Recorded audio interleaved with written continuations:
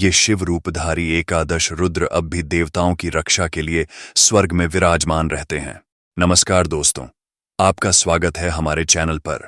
आज के वीडियो में हम बात करेंगे भगवान शिव के एक विशेष रूप, जिन्हें हम एकादश रुद्र कहते हैं, जिन्हें दुख का नाश करने और संहार के समय क्रूर रूप में धारण करके शत्रु को रुलाने से शिव को रुद्र कहा जाता है। वेदों में इसे अन्य नामों से भी जाना जाता है, लेकिन रुद्र नाम सबसे विशिष्ट है। इनका एक और महत्वपूर्ण नाम है एकादश रुद्र। वेदों में रुद्राध्याय यजुर्वेद का एक भाग है जो शिव की उपासना का विधान करता है। उपनिषद में रुद्र को सर्वशक्तिमान और सर्वस्रष्टा के रूप में वर्णित किया गया है।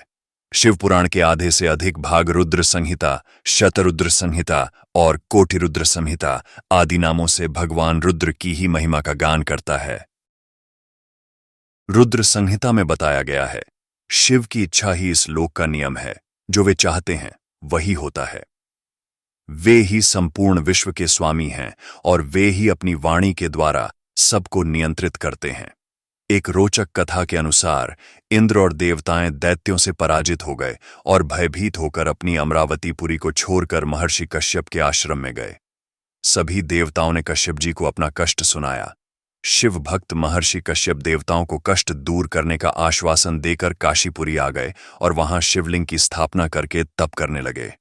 बहुत समय बीत जाने पर परम दयालु भगवान शिव प्रकट हो गए और उनसे वर मांगने के लिए कहा। कश्यप जी ने कहा, दैत्यों ने देवताओं और यक्षों को पराजित कर दिया है, इसलिए आप मेरे पुत्र रूप में प्रकट होकर देवताओं के कष्टों को दूर कीजिए।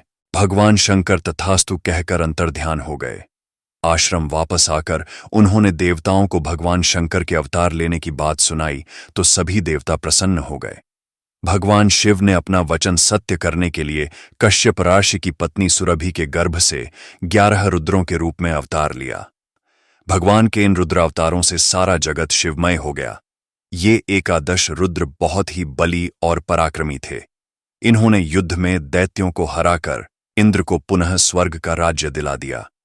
सभी देवता निर्भय होकर अपना अपना राजकार्य संभालने लगे। आज भी भगवान शिव के स्वरूप ये सभी एकादश रुद्र देवताओं की रक्षा के लिए स्वर्ग में विराजमान हैं और ईशानपुरी में निवास करते हैं। उनके अनुचर करोड़ों रुद्र कहे गए हैं, जो तीनों लोकों में चारों ओर स्थित हैं। विभिन्न पुराणों व ग्रंथों में एकादश रुद्रों के नाम में अंतर मिलता है। जैसे शिव पुराण में इनके नाम हैं कपाली, पिंगल, भीम, विरूपाक्ष, विलोहित, शास्ता, अजपाद, अहिर्बुध्य, शंभु, छंड और भव। ये एकादश रुद्र सुरभि के पुत्र कहलाते हैं। ये सुख के आवास स्थान हैं तथा देवताओं की कार्य सिद्धि के लिए शिव रूप में उत्पन्न हुए हैं। कश्यप के पुत्र रूप में उत्पन्न ये एकादश रुद्र महान बल पराक्रम से संपन्न थे। इन्होंने संग्राम में दैत्यों का संहार कर इंद्र को पुनः स्वर्ग का अधिपति बना दिया। ये शिव रूपधारी एकादश रुद्र अब भी देवताओं की रक्षा के लिए स्वर्ग में विराजमान रहते हैं। भगवान रुद्र मूलतः तो एक ही हैं, तथापि जगत के कल्याण के हेतु अनेक नाम रूपों में अवतरित होते हैं। रुद्रों के साथ उनकी सहधर्मिणी रुद्राणियों का वर्णन भी आता है।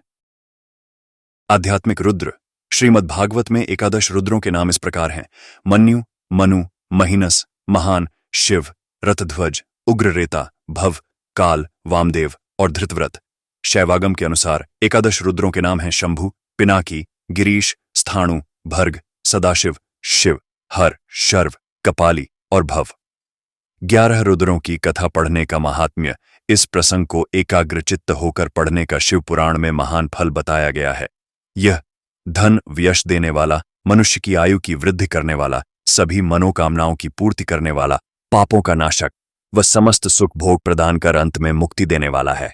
उपनिषदों में एकादश प्राणों, 10 इंद्रियां और मन को एकादश रुद्र कहा गया है, परंतु ये आध्यात्मिक रुद्र हैं। ये शरीर रूपी मशीन को चलाते रहते हैं।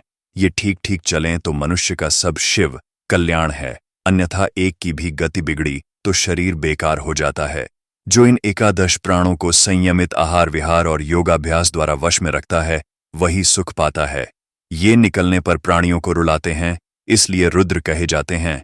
अतः 10 इंद्रियां और मन ही एकादश रुद्र हैं। रुद्र पूजा क्यों करते हैं? यह संसार ऊर्जा का एक खेल है, सकारात्मक और नकारात्मक।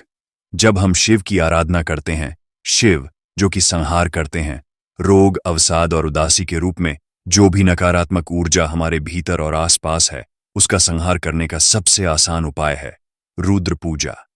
इसे करने से सकारात्मक ऊर्जा जैसे शांति, उल्लास और समृद्धि की बढ़ोतरी होती है, जिससे हमारे शरीर, मन और आत्मा प्रसन्न रहता है।